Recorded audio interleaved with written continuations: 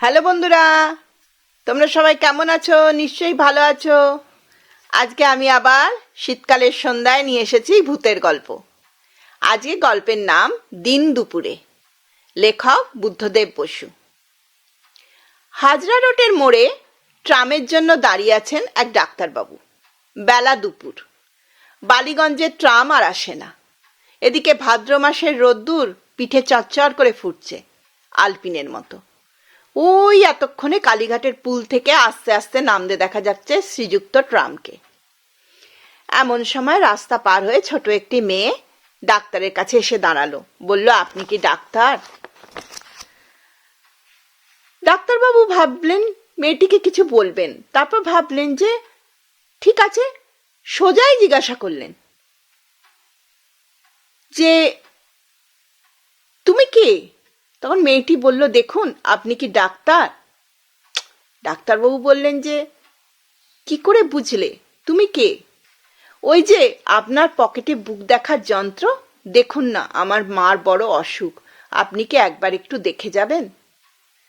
মেয়েটি এমনভাবে কথাটা বলল, এটা মোটেও অদ্ভুত কি অসাধারণ কিছু নয়। এসব তো ডাক্তারবাবু দেখেই আসেন। এদিকে ট্রাম এসে গেছে।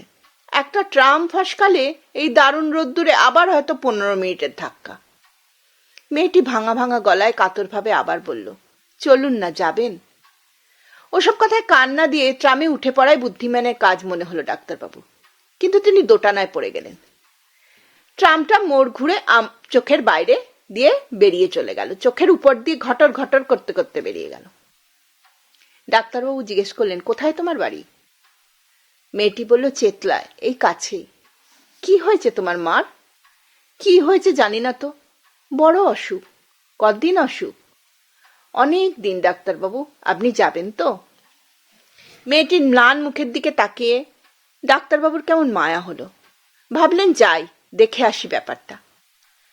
মেয়েটি বলল, ডাক্তারবাবু আপনাকে তো টাকা দিতে পারবো না। আরো কি যেন বলতে গিয়ে থেমে গেল। ডাক্তারবাবু বললেন, আচ্ছা আচ্ছা, সেই জন্য ভেবো না। নতুন পাশ করে বেরিয়েছেন ডাক্তারবাবু, আত্মীয় বন্ধু মহলে ডাক খোঁজ পড়ে মাঝে মাঝে, কিন্তু ভিজিট 10 টাকা যে মাসে পায় সেই মাসেই সে খুব খুশি। এই তো বন্ধুর ছেলে 99 বুঝি জ্বর হয়েছে, ট্রামের পয়সা খরচ করে এসে তার প্রেসক্রিপশন লিখে দিয়ে আড্ডা মেরে বাড়ি যাচ্ছিল।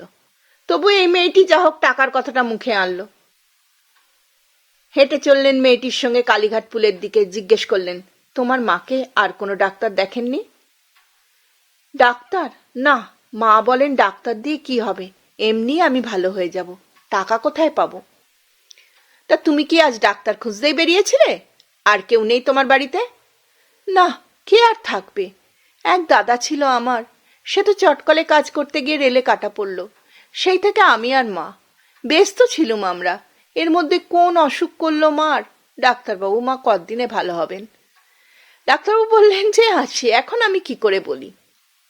মেয়েটি বলল, ডাক্তারবাবু আজ সকাল থেকে মা যেন কেমন হয়ে আছেন, একবার চোখ মেলে তাকান না।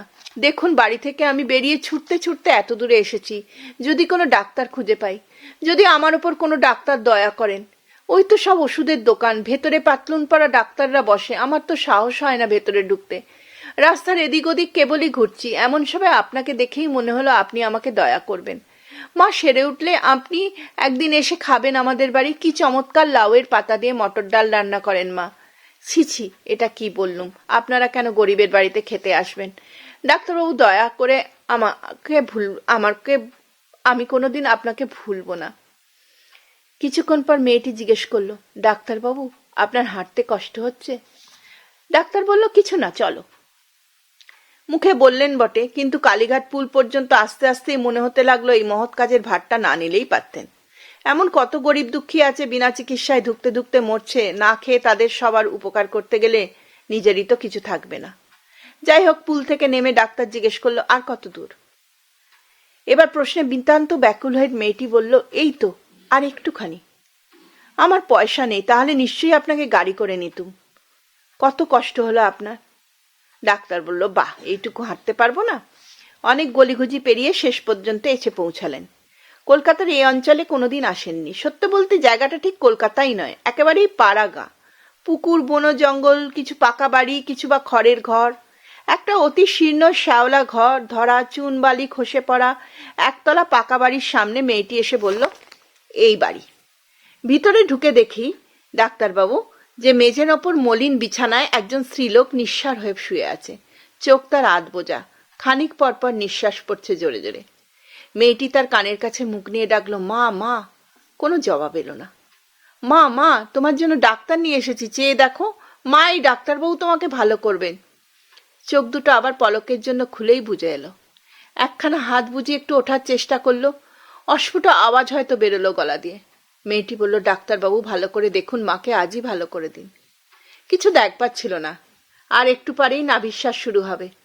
তবু ডাক্তার চেষ্টা করে সব সময়। তাড়াতাড়ি ডাক্তারবাবু বললেন, তুমি একটু বেশো, আমি আসছি। মেয়েটি বলল, ডাক্তারবাবু আপনি আবার আসবেন তো? আমার মা ভালো হবে তো? এক্ষুনি আসছি ওষুধ নিয়ে, বলে ডাক্তারবাবু বেরিয়ে গেলেন। ফেরবার সময় রাস্তাটা বোধহয় একটু গোলমাল হয়েছিল। একটু ঘুরপথে এসে সেই বাড়ির সামনে দাঁড়ালেন। রোদ্দুরে ছোটাছুটি করে তখনও কানে পিপি আওয়াজ শুনছেন। কিন্তু ডাক্তারের নিজের স্বাস্থ্যের কথা ভাবলে তো হবে না। ভেতরে ঢুকতে গিয়ে যেন পা সরছিল না। কে জানে গিয়ে কি দেখবে। দরজাটা খোলা দেখে ঢুকলেন, কিন্তু ঢুকে স্তম্ভিত হয়ে গেলেন। তবে কি ভুল বাড়িতে এলেন?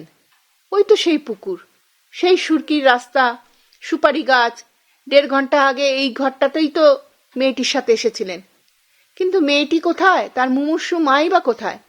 ঘরে জিনিসপত্র অবশ্য খুবই কম ছিল, কিন্তু যে কটা ছিল সে কটাই বা কোথায়?